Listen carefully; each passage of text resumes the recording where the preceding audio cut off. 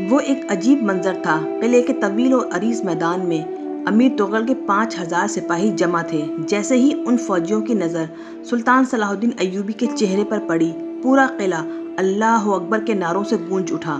جواب میں سلطان صلاح الدین ایوبی اور اس کے پورے لشکر نے اپنے اللہ کی کبریائی بیان کی۔ اس کے بعد امیر تغرل کی تمام فوج نے نہایت جوش عقیدت کے ساتھ سلطان صلاح الدین ایوبی کو سلامی پیش کی۔ سلطان صلاح الدین ایوبی کو امیر تغرل کی مکمل وفاداری کا یقین اس وقت آیا جب امید کے قلعہ دار نے والی مصر کو ان خفیہ تہہ خانوں تک پہنچا دیا جو دینار و درہم، سیم و زر اور قیمتی جواہر سے بھرے ہوئے تھے۔ اس کے علاوہ جو سب سے نادر شے صلاح الدین ایوبی کے ہاتھ آئی وہ 10 لاکھ کتابوں پر مشتمل ایک عظیم الشان کتب خانہ تھا۔ والی مصر نے یہ کتب خانہ اس وقت کے ایک بہت بڑے عالم قاضی ابو الفاضل کے حوالے کر دیا۔ قاضی صاحب نے منتخب کتابیں 70 اونٹوں پر لدوا کر مصر بھجوا دیں۔ سارے انتظامات مکمل کرنے کے بعد سلطان صلاح الدین ایوبی نے امید کا قلعہ اپنے جانباز اور وفادار حلیف بدر الدین کے سپرد کر دیا۔ بدر الدین ایک چھوٹی سی مسلم ریاست کیفا کا نوجوان شہزادہ تھا۔ نو عمری کے باوجود نہایت ذہین، مدبر اور شجاع تھا۔ اس کے علاوہ سلطان صلاح الدین ایوبی کی قیادت پر دل و جان سے یقین رکھتا تھا۔ اس کے ساتھ ہی والی مصر نے امیر تغرل کو اپنے امرائے خاص میں شامل کر لیا۔ اس دوران میں سلطان صلاح الدین ایوبی کو مسلسل خبریں مل رہی تھیں کہ فرینکس کا سالار ڈوڈی عماد الدین کی پشت پناہی کے سبب دمشق کے نواحی علاقے میں تباہی مچا رہا ہے۔ جب فرینکس کے خون ریزی کی اطلاع سلطان صلاح الدین ایوبی تک پہنچی تو وہ بہت دیر تک اداس رہا۔ ابھی تک دمشق کے حاکم نے بڑی جاں بازی کے ساتھ شہری علاقے کا دفاع کیا تھا۔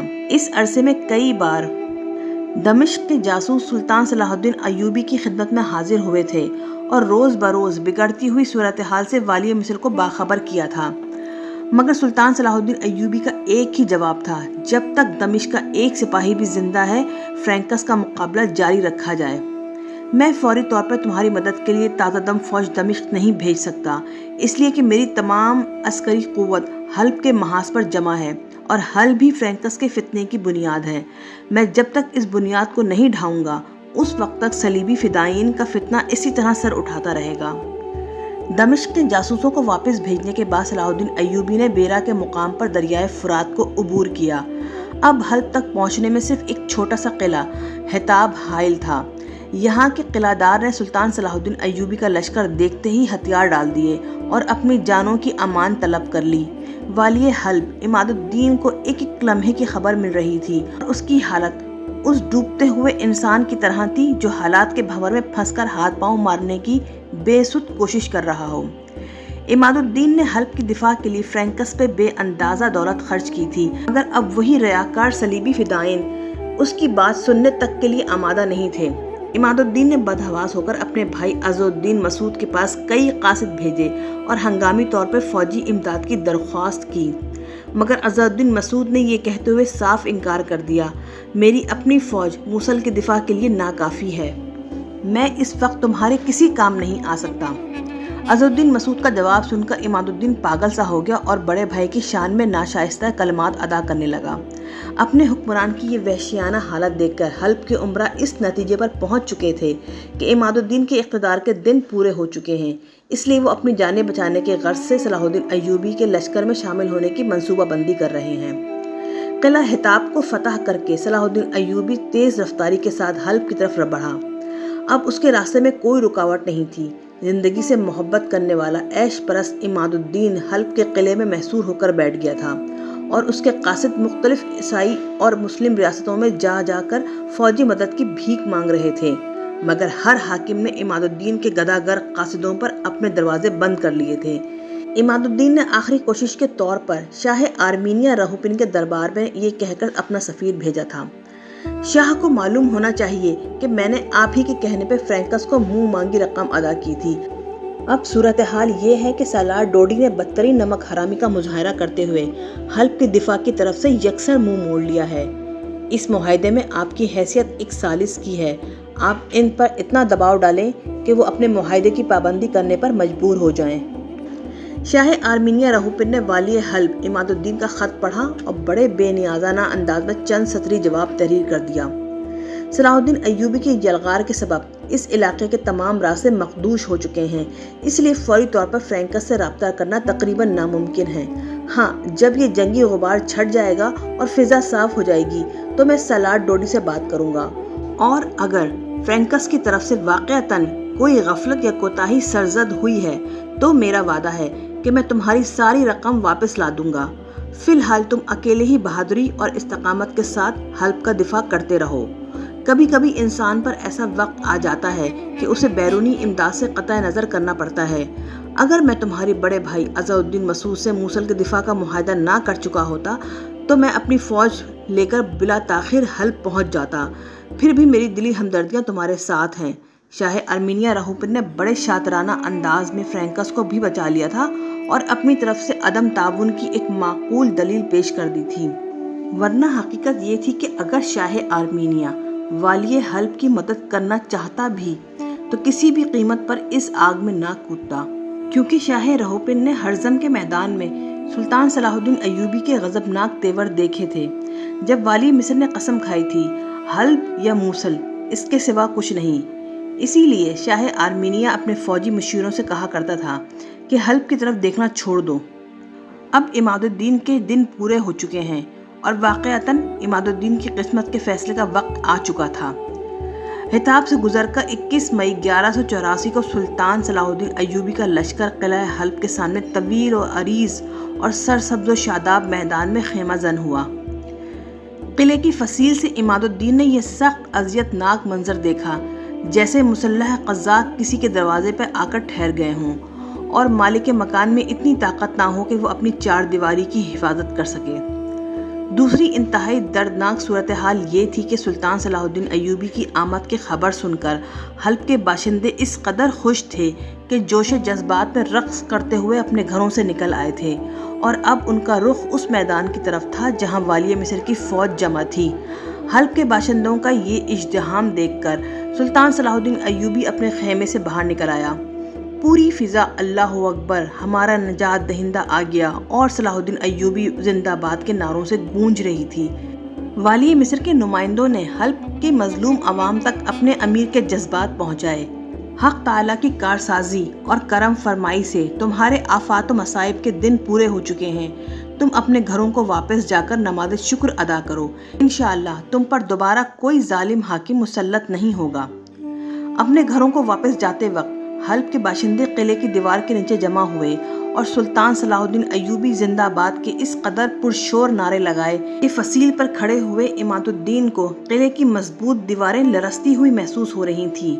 والی حلب نے انتہائی نفرت و غضب کے لہجے میں حلب کی رعایا کو نمک حرامی کے طعنے دیے، اور جس قدر مغلظات ممکن تھیں وہ سب اس کی زبان پر آ گئیں، مگر یہ عماد الدین کی بدقسمتی تھی کہ بلندی پر کھڑے ہونے کے باعث اس کی زبان سے ادا ہونے والے غلیظ کلمات حلب کے باشندوں تک نہیں پہنچ سکتے تھے، اور اگر بالفرض پہنچ بھی جاتے تو عماد الدین کی اس نفرت و غضب کا اثر ان پر کوئی مرتب نہیں ہوتا، کیونکہ والی حلب بیرونی اور اندرونی دونوں محاذوں پر جنگ ہار چکا تھا۔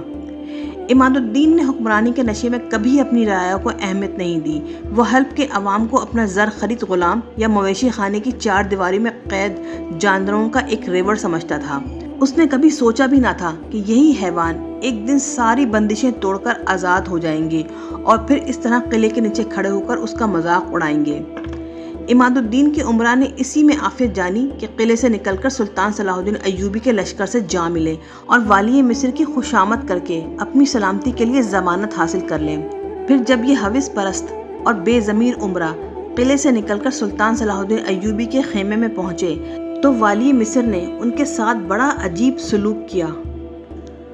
سلطان صلاح الدین ایوبی نے غضبناک لہجے میں اپنے سپاہیوں کو حکم دیا، ان تمام لوگوں کو گرفتار کر لو اور اس وقت تک ان کی سخت حفاظت کرو جب تک میرے اور عماد الدین کے درمیان کوئی فیصلہ نہ ہو جائے۔ والی مصر کا فرمان سن کر عماد الدین کے وہ تمام عمرا بدحواس ہو گئے۔ سلطان صلاح الدین ایوبی کی خدمت میں یہ امید لے کر حاضر ہوئے تھے کہ نہ صرف ان کو سیاسی پناہ مل جائے گی بلکہ مستقبل بھی محفوظ ہو جائے گا۔ ہم تو سلطان محترم کی حمایت کا اعلان کرنے حاضر ہوئے تھے کہ ہمیں ظالم و جابر عماد الدین سے نجات دلائی جائے، پھر ہمیں کس جرم کی سزا دی جا رہی ہے؟ ایک امیر نے سلطان صلاح الدین ایوبی کے رویے کے خلاف احتجاج کرنے کی کوشش کی۔ مجھے یاد نہیں کہ میں نے کبھی تم جیسے لوگوں سے حمایت طلب کی ہو۔ عماد الدین کے امیر کی گفتگو سن کر سلطان صلاح الدین ایوبی کے لہجے کی سختی میں مزید اضافہ ہو گیا تھا۔ اگر تم میں سے کسی کو یاد ہو تو وہ مجھے بتائے کہ تم لوگوں نے کبھی عماد الدین کے خلاف صدائے احتجاج بلند کی، کسی نے اپنے عہدے و منصب سے استعفیٰ دیا۔ اس سے پہلے تم میں سے کوئی شخص عماد الدین کے جبر و تشدد کی شکایت لے کر میرے پاس آیا۔ اگرچہ سلطان صلاح الدین ایوبی اپنی پناہ میں آئے ہوئے غیر مسلم دشمنوں سے بھی نرم سلوک رکھتا تھا، مگر والی حلب عماد الدین کے امراء کے ساتھ اس کا سلوک نہایت تحقیر آمیز تھا۔ سلطان محترم، اس سے پہلے ہمیں آپ کی خدمت عالیہ تک پہنچنے کا موقع ہی نہ مل سکا۔ دوسرے امیر نے نہایت ریاکارانہ لہجے میں اپنی مجبوری بیان کرتے ہوئے کہا، ہم عماد الدین کے امراء نہیں، قیدی ہیں جو اپنی مرضی سے کہیں آ جا بھی نہیں سکتے۔ اس جھوٹ پر سلطان صلاح الدین ایوبی اور بھی برہم ہو گیا۔ پھر تم عماد الدین کی مرضی کے بغیر اس وقت میرے خیمے میں کیوں موجود ہو؟ تیسرے امیر نے جھوٹ بول کر نیا عذر تراشنا چاہا، مگر والی مصر نے اسے بری طرح جھڑک دیا۔ آج تم سب کے سب مجبور ہو، اس لیے جان بچانے کی غرض سے میرے پاس چلے آئے ہو۔ جب عماد الدین کے امراء نے اندازہ کر لیا کہ سلطان صلاح الدین ایوبی ان کی کسی چال میں نہیں آئے گا تو وہ براہ راست والی مصر سے اپنی کوتاہیوں کی معافی مانگتے ہوئے رحم و کرم کی درخواست کرنے لگے۔ سلطان صلاح الدین ایوبی نے بڑے جارحانہ انداز میں ان کی درخواست مسترد کرتے ہوئے کہا، تم ہر اعتبار سے میرے نزدیک ایک ناقابل معافی ہو۔ تمہارا پہلا جرم یہ ہے کہ تم اپنے امیر عماد الدین سے بھی مخلص نہیں ہو، ورنہ اسے اس مجبوری کی حالت میں تنہا چھوڑ کر اپنی جانیں بچانے کے لیے میرے پاس نہ آتے۔ سپاہی وہ ہوتا ہے جو اپنے سالار کے حکم پر جان دے دے۔ میدان جنگ میں پیٹھ دکھانے والے سپاہی کا ایک ہی انجام ہے کہ دشمن اسے قتل کر ڈالے یا پھر اس کا اپنا سالار اسے تمام عمر کے لیے زندان کے حوالے کر دے۔ سلطان صلاح الدین ایوبی کے لہجے سے شدید نفرت و غضب کا اظہار ہو رہا تھا۔ تمہارا دوسرا جرم یہ ہے کہ تم نے عماد الدین کے ساتھ مل کر حلب کی معصوم رعایا پر بے پناہ مظالم ڈھائے ہیں۔ اگرچہ میرے اور تمہارے درمیان طویل فاصلے حائل تھے، لیکن میں تمہاری ایک ایک ظالمانہ حرکت کی پوری خبر رکھتا تھا۔ اس طرح تم حلب کی رعایا کے مجرم ہو۔ جنگ کا فیصلہ ہو جانے کے بعد تمہیں عوام کی عدالت میں پیش کروں گا۔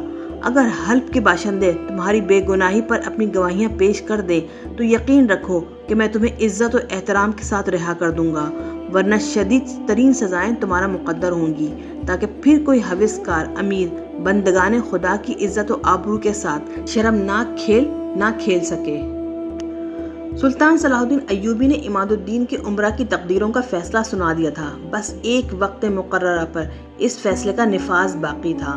موت کے خوف سے کئی امراء والی مصر کے قدموں پر گر پڑے اور زندگی کی بھیک مانگنے لگے۔ ان میں سے ایک امیر جس کا نام سندل تھا اور جو اپنی شراب نوشی کے لیے بہت زیادہ مشہور تھا، موت کے خوف سے اس کے دل کی حرکت بند ہو گئی اور وہ سلطان صلاح الدین ایوبی کے قدموں میں پڑے پڑے مر گیا۔ والی مصر نے امیر سندل کی موت پر اپنے دکھ کا اظہار کرتے ہوئے کہا، افسوس اسے توبہ کی مہلت بھی میسر نہ آ سکی۔ پھر والی مصر نے اپنے سپاہیوں کو حکم دیتے ہوئے کہا، اس کی لاش عماد الدین کے پاس پہنچا دو تاکہ مرحوم کے عزیز و اقارب اپنے ہاتھوں سے تجہیز و تکفین کی رسمیں ادا کر سکیں، اور عماد الدین سے یہ بھی کہہ دینا کہ امیر سندل پر کوئی تشدد نہیں کیا گیا، بلکہ وہ خود ہی اپنے خوف و دہشت کے سبب اس انجام کو پہنچا۔ سلطان صلاح الدین ایوبی کے سپاہی امیر سندل کی لاش اٹھا کر حلب کے قلعے کی طرف چلے گئے اور باقی امراء کو زنجیریں پہنا کر ایک مخصوص خیمے میں پہنچا دیا گیا، جس کی نگرانی کے لیے 100 مسلح محافظ سپاہی متعین کر دیے گئے تھے۔ عماد الدین جنگ تو اسی وقت ہار گیا تھا جب سلطان صلاح الدین ایوبی کا لشکر قلعے کے سامنے میدان میں خیمہ زن ہوا تھا اور حلب کے باشندوں نے اپنے گھروں سے نکل کر انتہائی والہانہ انداز میں والی مصر کا استقبال کیا تھا۔ عماد الدین تو بس ایک امید موہوم کے سہارے کسی غیبی مدد کا انتظار کر رہا تھا، مگر جب امیر سندل کی لاش اس کے سامنے لائی گئی اور والی حلب نے مصری سپاہیوں کی زبانی اپنے باقی امراء کا احوال سنا تو وہ امید موہوم بھی اس کے دل و دماغ کے اندر دم توڑ گئی تھی۔ پھر فوراً ہی والی حلب نے اپنے ایک معتمد امیر زرغام بن اسد کے ذریعے سلطان صلاح الدین ایوبی کو صلح کا پیغام بھیجا۔ والی مصر نے اس پیشکش کے جواب میں اپنے نمائندے کے ذریعے بس ایک ہی شرط پیش کی، بلا تاخیر حلب کی حدود سے نکل جاؤ، اسی صورت میں تمہیں تمہارے جان و مال کی سلامتی کی ضمانت دی جا سکتی ہے، ورنہ تم اندازہ بھی نہیں کر سکتے تھے کہ اس جنگ میں کتنا انسانی خون بہے گا۔ صورتحال واضح ہو گئی تھی اور سلطان صلاح الدین ایوبی کے ارادے ظاہر ہو چکے تھے۔ آخر صلح و امن کے اس معاہدے کو تکمیل تک پہنچانے کے لیے والی حلب عماد الدین خود صلاح الدین ایوبی کے خیمے میں داخل ہوا۔ والی مصر نے خاندانی زنگی کے حوالے سے خوشدلی کے ساتھ عماد الدین کا استقبال کیا۔ والی حلب مکمل طور پر بازی ہار چکا تھا، اس لیے والی مصر اسے بس ایک ہی رعایت دینا چاہتا تھا کہ وہ اپنے اہلیان خاندان اور ساز و سامان کے ساتھ حلب کی حدود سے نکل کر کسی محفوظ مقام پر چلا جائے۔ سلطان صلاح الدین ایوبی کی شرط سن کر عماد الدین نے افسردہ لہجے میں کہا، جب میرے قدموں کے نیچے میری زمین ہی نہیں ہوگی تو پھر میں ایک خانہ بدوش یا پناہ گزین کہلاؤں گا۔ آخر کئی دن تک غور و فکر کرنے کے بعد سلطان صلاح الدین ایوبی ایک نتیجے پر پہنچ گیا۔ امیر عماد الدین نے والی مصر کے سامنے معاہدے کی شرط پیش کرتے ہوئے کہا، اگر مجھے سنجار، نصیبین، سروج اور رقہ کے علاقے واپس کر دیے جائیں تو میں خوشی کے ساتھ حلب چھوڑ کر چلا جاؤں گا۔ یہ ایک نہایت مشکل مسئلہ تھا جسے بہرحال سلطان صلاح الدین ایوبی کی ذہانت و فراست نے حل کر دیا اور عماد الدین کی شرط ماننے کے لیے اپنی بھی ایک شرط پیش کر دی۔ مجھے معلوم ہے کہ سلطان ملک سالح مرحوم کے بعد تم اور تمہارا بڑا بھائی عز الدین مسعود عیسائیوں کی طرح میرے سب سے بڑے دشمن ہیں۔ اگر تمہیں قدرت یہ موقع فراہم کرتی تو تم دونوں بھائی مجھے زمین کے کسی حصے میں دفن کر چکے ہوتے، لیکن میں تمہیں اس لیے بے زمین کرنا نہیں چاہتا تھا کہ تم میرے خون کے پیاسے ہی صحیح مگر سلطان عادل کے بھتیجے ہو۔ اگر تم میرے نمائندے کی حیثیت سے ان علاقوں کی نگرانی کرنے کے لیے تیار ہو تو میں تمہیں ایک موقع فراہم کرتا ہوں کہ تم اہل دنیا کے نظر میں بے زمین ہونے کی تہمت سے محفوظ رہو گے۔ عماد الدین کے پاس اپنی جھوٹی عزت کا برہم رکھنے کے لیے اس کے سوا کوئی چارہ نہ تھا۔ اس نے انتہائی جبر کے عالم میں سلطان صلاح الدین ایوبی کی ایک ایسی شرط قبول کر لی جو کھلے طور پر اس کی اپنی حیثیت اور وجود کی نفی کر رہی تھی۔ پھر والی مصر کے خیمے میں معاہدے کی دستاویز تیار کی گئیں جس پر سلطان صلاح الدین ایوبی اور عماد الدین کی مہریں ثبت کی گئیں۔ معاہدے کی تکمیل کے بعد سلطان صلاح الدین ایوبی نے عماد الدین کو انتہائی سخت لہجے میں مخاطب کرتے ہوئے کہا، سوتے جاگتے بس ایک ہی بات یاد رکھنا، یہ معاہدہ وہ نہیں ہے جسے ماضی کی طرح چاک کر کے اس کے ٹکڑے ہوا میں اڑا دیے جائیں گے۔ تم جب تک عہد کے پابند اور مخلوق خدا کی خدمت گار رہو گے اس وقت تک تمہارے لیے عزت و آبرو بھی ہے اور جان کی سلامتی بھی۔ اگر تم نے ایفائے عہد سے دامن چھڑایا اور مخلوق خدا پر کوئی ستم ڈھایا تو اسی دن عہد و منصب کے ساتھ اپنی زندگی سے بھی محروم کر دیے جاؤ گے۔ یہ کہہ کر سلطان صلاح الدین ایوبی چند لمحوں کے لیے خاموش ہو گیا اور گہری نظروں سے عماد الدین کے چہرے کا جائزہ لینے لگا۔ عماد الدین کی عجیب حالت تھی۔ وہ جس شخص کو زندگی بھر غلام زادہ کہہ کر پکارتا رہا تھا، آج اسی غلام زادے نے اس کے پیروں میں اپنے حکم کی زنجیر ڈال دی تھی، اور وہ زنجیر اتنی بھاری تھی کہ عماد الدین سلطان صلاح الدین کی مرضی کے بغیر اپنی زبان اور قدموں کو جنبش بھی نہیں دے سکتا تھا۔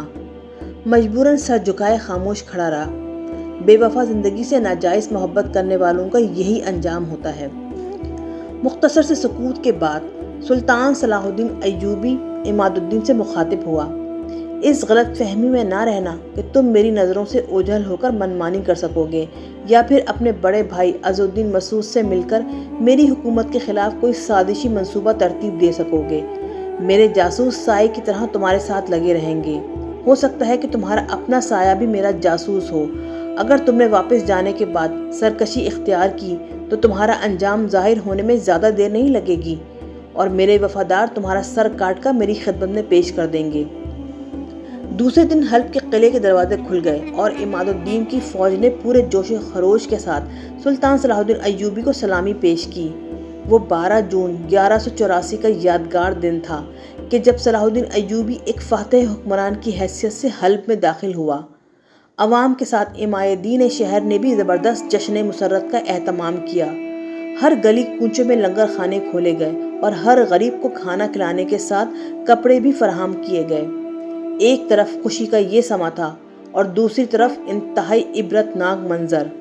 حلب کے باشندے اپنے سابق حکمران عماد الدین سے اس قدر نفرت کرتے تھے کہ جب وہ سلطان صلاح الدین ایوبی کا کارندہ بن کر اپنے اہل خانہ کے ساتھ سنجار واپس جا رہا تھا تو حلب کے بہت سے باشندے شاہراہ پر جمع ہو گئے تھے۔ جب عماد الدین کی سواری ان کے قریب سے گزری تو ایک پڑھے لکھے شخص نے انسانی ہجوم کو مخاطب کرتے ہوئے کہا، ذرا اس گدھے کی طرف دیکھو تو صحیح، جس نے تازہ دودھ چھوڑ کر پھٹا ہوا دودھ لے لیا۔ اس شخص کا اشارہ عماد الدین کی طرف تھا۔ واضح رہے کہ عربی زبان میں تازہ دودھ کو حلب اور پھٹے ہوئے دودھ کو سنجار کہتے ہیں۔ عماد الدین کی سواری ذرا اور آگے بڑھی تو کچھ لوگوں نے چیخ کر کہا، عماد الدین، تم بادشاہت کے قابل تو کبھی نہ تھے، اب ہمارا مشورہ ہے کہ کپڑے دھونے کی مشق کرو، شاید تمہیں اسی کام کے لیے پیدا کیا گیا ہے۔ عماد الدین خون کے گھونٹ پیتا رہا اور حلب کے باشندوں کے قہقہے گونجتے رہے، یہاں تک کہ وہ حلب کی حدود سے نکل گیا۔ حلب کا اقتدار سنبھالنے اور عمائدین شہر سے خطاب کے بعد دوسرے دن صلاح الدین ایوبی اپنے استاد گرامی قاضی ابن ارسطو سے ملاقات کرنے کے لیے ان کی درسگاہ پہنچا۔ وہاں جا کر والی مصر کو یہ المناک خبر ملی کہ قاضی ابن ارسطو کا انتقال ہوئے 5 سال گزر چکے ہیں۔ یہ سن کر سلطان صلاح الدین ایوبی کی آنکھیں اشک بار ہو گئیں۔ بہت دیر تک اپنے دور طالب علمی اور استاد گرامی کی صحبتوں کو یاد کر کے روتا رہا۔ پھر جب والی مصر کی طبیعت کچھ سنبھلی تو اس نے درسگاہ کے منتظم سے پوچھا، استاد گرامی کی وفات کے بعد مدرسے کی نگرانی کون کرتا ہے اور درسگاہ کے اخراجات کیسے پورے ہوتے ہیں؟ منتظم نے انتہائی افسردہ لہجے میں بتایا، قاضی صاحب کی شاگرد خاص محترمہ شارعہ بچوں کو تعلیم بھی دیتی ہیں اور وہی اہل خیر حضرات کے گھر جا کر درسگاہ کے لیے چندہ جمع کرتی ہیں، جس سے درسگاہ کے اخراجات بمشکل پورے ہوتے ہیں۔ امیر عماد الدین کو تو علم سے کوئی دلچسپی ہی نہیں تھی، وہ تو چاہتا تھا کہ حلب کی تمام درسگاہیں بند ہو جائیں۔ یہ تو محترم شارعہ ہی کا دم ہے کہ وہ کسی نہ کسی طرح اپنے استاد کی یادگار کو قائم رکھے ہوئے ہیں۔ حق تعالیٰ انہیں اجر عظیم دے کہ میری آنکھوں نے آج تک ایسا کوئی شاگرد نہیں دیکھا۔ شارعہ کا نام سن کر سلطان صلاح الدین ایوبی بری طرح چونک اٹھا تھا اور چند لمحوں میں والی مصر کی آنکھوں کے سامنے اس کا پورا لڑکپن اور شارعہ کی محبت کے بے شمار مناظر ابھر آئے تھے۔ شارعہ کا نام سن کر سلطان صلاح الدین ایوبی کچھ دیر کے لیے ماضی کی یادوں میں گم ہو گیا۔ مدرسے کے منتظم نے والی مصر کی یہ کیفیت دیکھ کر ادب کے ساتھ عرض کیا، سلطان محترم، آپ انہیں جانتے نہیں، وہ بہت نیک، باہمت اور عالم و فاضل خاتون ہیں۔ قاضی صاحب انہیں اپنی بیٹی کی طرح چاہتے تھے۔ منتظم کی بات سن کر سلطان صلاح الدین ایوبی خیالات کی دنیا سے نکل آیا۔ وہ اس وقت کہاں ہیں؟ والی مصر نے منتظم سے پوچھا۔ وہ عموماً اپنے حجرے ہی میں رہتی ہیں، منتظم نے جواب دیتے ہوئے کہا، بس کبھی کبھی مدرسے کے انتظامات کے سلسلے میں باہر جاتی ہیں، ورنہ ان کا سارا وقت عبادت ہی میں گزرتا ہے۔ تو پھر جا کر کہو کہ صلاح الدین ایوبی ان سے ملنے کا خواہش مند ہے۔ والی مصر کے لہجے سے درخواست کا رنگ جھلک رہا تھا۔ سلطان محترم کو ان سے اجازت لینے کی کیا ضرورت ہے؟ مدرسے کے منتظم نے انتہائی حیرت زدہ لہجے میں پوچھا۔ وہ تو آپ کی رعایا ہیں، میں ابھی جا کر ان سے کہتا ہوں، وہ خود حاضر ہو جائیں گی۔ یہ کہہ کر منتظم اٹھ کھڑا ہوا۔ ان سے اجازت لینا بہت ضروری ہے کہ وہ میری استاد محترم کی جانشین ہیں، سلطان صلاح الدین ایوبی نے پرجلال لہجے میں منتظم کو مخاطب کرتے ہوئے کہا۔ منتظم نے ایک بار پھر والی مصر کو بڑی حیرت سے دیکھا اور تیزی کے ساتھ اس کمرے سے نکل گیا جہاں کبھی قاضی ابن ارسطو والی مصر کو درس دیا کرتے تھے۔ صلاح الدین ایوبی نے نمناک آنکھوں سے اس مسند کی طرف دیکھا جس پر اس کے استاد محترم جلوہ افروز ہوتے تھے۔ آج وہی مسند خالی تھی اور اس کے قریب ایک اور چھوٹا سا تخت بچھا ہوا تھا جو اونچائی میں قاضی ابن ارسطو کی مسند سے کم تھا اور اس پر ایک عام سی سفید چادر تھی۔ صلاح الدین ایوبی سکوت اور غم کی کیفیت میں کمرے کے در و دیوار کو دیکھتا رہا جن سے قاضی ابن ارسطو کے علم و کردار کی روشنی پھوٹ رہی تھی۔ مدرسے کے منتظم نے شارعہ کے حجرے کے دروازے پر دستک دی۔ شارعہ اس وقت اپنے فرشی بستر پر دراز تھی اور کسی سوچ میں گم تھی۔ دستک کی آواز سن کر اٹھ بیٹھی اور اپنے سر کی سفید چادر کو درست کرتے ہوئے بولی، آ جاؤ۔ مدرسے کا منتظم گھبرایا ہوا حجرے میں داخل ہوا۔ اس کی ظاہری حالت دیکھ کر شارعہ پریشان ہو گئی اور اس سے پوچھنے لگی، تم اتنے گھبرائے ہوئے کیوں ہو؟ محترمہ، سلطان صلاح الدین ایوبی مدرسے میں تشریف لائے ہوئے ہیں، وہ آپ سے ملنے کے خواہش مند ہیں، اگر آپ اجازت دیں تو میں سلطان محترم کو یہاں لے آؤں؟ منتظم کی زبان سے الفاظ ٹوٹ ٹوٹ کر ادا ہو رہے تھے اور اس کی یہ بدحواسی اس لیے تھی کہ وہ اپنے مدرسے میں حاکم وقت کی آمد کا تصور بھی نہیں کر سکتا تھا۔ صلاح الدین ایوبی کا نام سن کر جوش مسرت میں شاریہ کھڑی ہو گئی۔ یوسف آیا ہے، میرا یوسف، کہاں ہے وہ؟ شاریہ وارفتہ سی ہو گئی تھی۔ منتظم نے شدید حیرت کے ساتھ شاریہ کی طرف دیکھتے ہوئے کہا، محترمہ، کوئی یوسف نہیں آیا، سلطان معظم صلاح الدین ایوبی تشریف لائے ہیں۔ ہاں، کہاں ہے سلطان معظم؟ شاریہ کی خوشی ناقابل بیان تھی۔ سلطان معظم کو کنیزوں سے اجازت لینے کی کیا ضرورت ہے، میں خود ان کے دیدار کو حاضر ہو جاتی ہوں۔ شاریہ کی خوشی اضطراب میں تبدیل ہو گئی تھی۔ سلطان محترم قاضی صاحب کے کمرے میں تشریف فرما ہے۔ منتظم کی بات مکمل ہوتے ہی شاریہ تیزی کے ساتھ اپنے حجرے سے نکل گئی۔ مدرسے کا منتظم اس پراسرار سی صورتحال کو سمجھنے سے قاصر تھا، اس لیے وہ بھی بہت تیزی سے شاریہ کے پیچھے پیچھے چل دیا۔ پھر جب وہ قاضی ابن ارسطو کے کمرے میں داخل ہوا تو اس کی آنکھوں کے سامنے ایک ناقابل یقین منظر تھا۔ سلطان صلاح الدین ایوبی اٹھ کر کھڑا ہو گیا تھا اور انتہائی حیرت کے ساتھ شاریہ کو مسلسل دیکھے جا رہا تھا۔ کیا دیکھ رہے ہو یوسف؟ شاریہ نے مسرت انگیز لہجے میں کہا۔ یہ تم ہو شاریہ؟ اب صلاح الدین ایوبی کے لہجے میں حیرت کے ساتھ دکھ بھی شامل ہو گیا تھا۔ میرے سوا اور کون ہو سکتا ہے؟ شاریہ نے مسکراتے ہوئے کہا۔ کئی سال بعد آئے ہو، شاید اسی لیے تمہیں میری شکل یاد نہیں رہی۔ اس سے پہلے کہ صلاح الدین ایوبی اپنی حیرت کا سبب بیان کرتا، شاریہ نے محسوس کر لیا کہ مدرسے کا منتظم ان کی گفتگو سن رہا ہے، اس لیے اس نے بات کا رخ بدلتے ہوئے منتظم سے کہا، سلطان معظم اتنی دیر سے ہمارے مدرسے میں تشریف لائے ہوئے ہیں اور تم نے ابھی تک ان کی کوئی خاطر مدارت نہیں کی۔ یہ سنتے ہی منتظم قاضی ابن ارسطو کے کمرے سے نکل گیا اور شاریہ سلطان صلاح الدین ایوبی کو لے کر اپنے حجرے میں چلی گئی۔ آخر تم خود اپنا نام نہ بتاتی تو میں تمہیں کبھی نہ پہچانتا۔ سلطان صلاح الدین ایوبی کے لہجے سے شدید اذیت و کرب کا اظہار ہو رہا تھا۔ والی مصر کی حیرت اور دکھ کی بس ایک ہی وجہ تھی کہ شاریہ کی اب سرخ و سفید رنگت سیاہی مائل ہو گئی تھی اور اس کا جسم ہڈیوں کے ڈھانچے میں تبدیل ہو گیا تھا۔ اگرچہ وہ عمر میں صلاح الدین ایوبی سے کئی سال چھوٹی تھی، لیکن اس وقت وہ ایک ادھیڑ عمر عورت نظر آ رہی تھی۔ میں سوچ بھی نہیں سکتا تھا کہ وقت تمہیں اس قدر بدل ڈالے گا، سلطان صلاح الدین ایوبی نے انتہائی غمزدہ لہجے میں کہا۔ وقت کی گرفت سے کوئی محفوظ نہیں رہتا یوسف۔ شاریہ کے مرجھائے ہوئے ہونٹوں پر ایک آسودہ سی مسکراہٹ ابھری۔ وقت انسانوں کو بدل بھی دیتا ہے اور بگاڑ بھی دیتا ہے۔ حق تعالیٰ کا احسان عظیم ہے کہ اس نے میرے خد و خال تو بدل ڈالے مگر مجھے بگاڑا نہیں۔ انسان کو کھو جانے والی چیزوں کا غم کرنے کے بجائے ان نعمتوں کا شکر ادا کرنا چاہیے جو اسے حاصل ہیں۔ شاریہ کا انداز گفتگو دیکھ کر سلطان صلاح الدین ایوبی کو چند لمحوں کے لیے یوں محسوس ہوا جیسے استاد گرامی قاضی ابن ارسطو اس سے مخاطب ہوں۔ مجھے ہمیشہ اس بات کا قلق رہے گا کہ میں اپنے استاد محترم کی کوئی خدمت نہ کر سکا۔ یہ کہتے کہتے سلطان صلاح الدین ایوبی کی آنکھوں میں آنسو آ گئے۔ میں نے بہت کوشش کی کہ کسی طرح حلب آ کر ان کا دیدار کر سکوں، مگر دشمنوں نے تمام راستے بند کر دیے تھے۔ تمہیں تو ایک فاتح کی حیثیت سے حلب میں داخل ہونا تھا، پھر تم کیوں کسی کے احسان مند ہوتے؟ شاریہ نے ایک عجیب سی سرشاری کے لہجے میں کہا۔ تم استاد محترم سے دور رہ کر بھی ان کے قریب تھے، ان کی خدمت انجام دے رہے تھے۔ استاد گرامی نے آخری سانس تک تمہیں اپنی دعاؤں میں یاد رکھا، اکثر فرمایا کرتے تھے کہ وہ یوسف ہے، وقت کا زندان اسے کب تک اندھیروں میں قید رکھے گا، حق تعالیٰ نے بادشاہت اس کا مقدر کر دی ہے۔ شاریہ کی زبانی یہ انکشاف سن کر سلطان صلاح الدین ایوبی کے بہتے ہوئے آنسو میں کچھ اور زیادہ تیزی آ گئی۔ حق تعالیٰ میرے استاد محترم کے درجات بلند کرے اور انہیں اجر عظیم سے سرفراز فرمائے۔ بے شک انہی کے فیض صحبت نے میرے دل و دماغ روشن کیے اور انہی کی دعاؤں سے میرے اندر جذبہ جہاد پیدا ہوا۔ اس کے بعد سلطان صلاح الدین ایوبی اپنی پوری فوج کے ساتھ اس قبرستان میں حاضر ہوا جہاں ایک یگانہ روزگار عالم ابدی نیند سو رہا تھا، جس نے منصب قضا پہ فائز ہونے کے بعد کبھی کسی حاکم کا دباؤ قبول نہیں کیا اور تمام فیصلے حق و انصاف کی روشنی میں کیے۔ صلاح الدین ایوبی بہت دیر تک قاضی ابن ارسطو کے قدموں میں کھڑا دعا کرتا رہا۔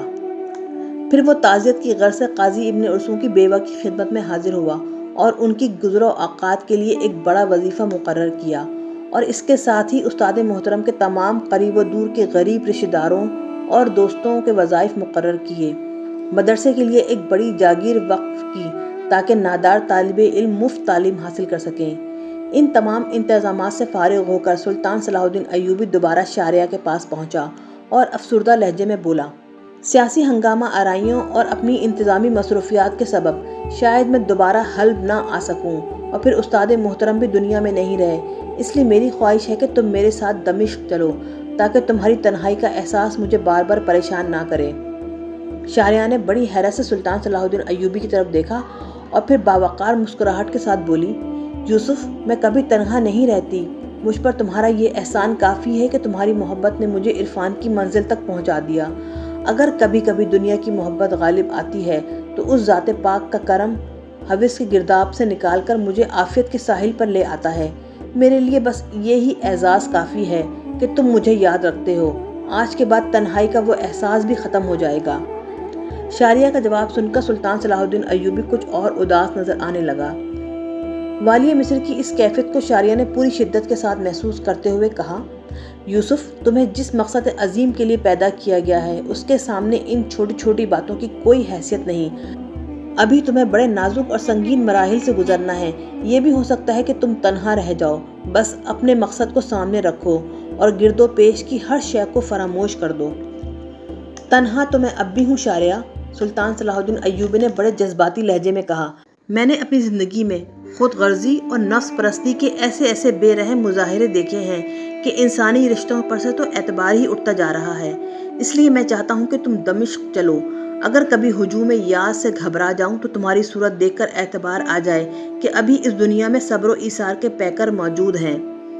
تمہارا اپنے بارے میں کیا خیال ہے یوسف؟ یکایک شاریہ کا لہجہ بدل گیا۔ ہم جیسے غیر معتبر لوگ تو تمہیں دیکھ کر اعتبار حاصل کرتے ہیں، پھر تم کس کی تلاش میں ہو؟ اگر خود سورج روشنی کی جستجو کرنے لگے تو دیکھنے والے کیا کہیں گے؟ تمہارے دم سے تو ہمارے ظلمت قد روشن ہیں۔ شاریہ کے چہرے سے جلال روحانی کا اظہار ہونے لگا تھا۔ استاد محترم فرمایا کرتے تھے کہ میدان جنگ میں مرد مجاہد کا ایک سجدہ ہماری سینکڑوں نمازوں سے افضل ہے۔ پھر تم ہم جیسے نکمے لوگوں کی طرف کیوں دیکھتے ہو جو تھک ہار کر ایک گوشے میں پڑ گئے ہیں؟ آخر سلطان صلاح الدین ایوبی لاجواب ہو گیا اور کسی طرح بھی شاریہ کو دمشق چلنے پر آمادہ نہ کر سکا۔ پھر والی مصر مایوسانہ انداز میں جانے کے لیے اٹھ کھڑا ہوا تو شاریہ اسے رخصت کرنے کے لیے مدرسے کے دروازے تک آئی، اور جب سلطان صلاح الدین ایوبی گھوڑے کی پشت پر سوار ہوا تو شاریہ نے بے اختیار اس مرد مجاہد کے گھوڑے کی لگام پکڑ لی اور نہایت رقت آمیز لہجے میں کہنے لگی، سلطان معظم کو اس کا اندازہ نہیں کہ نافرمانی کا مظاہرہ کرتے ہوئے اس کنیز کے دل پر کیا گزر رہی ہے۔ پھر بھی میرا وعدہ ہے کہ میں تمہارے پاس ضرور آؤں گی، مگر اس وقت جب یہ دنیا میرے اور تمہارے درمیان حائل نہیں رہے گی۔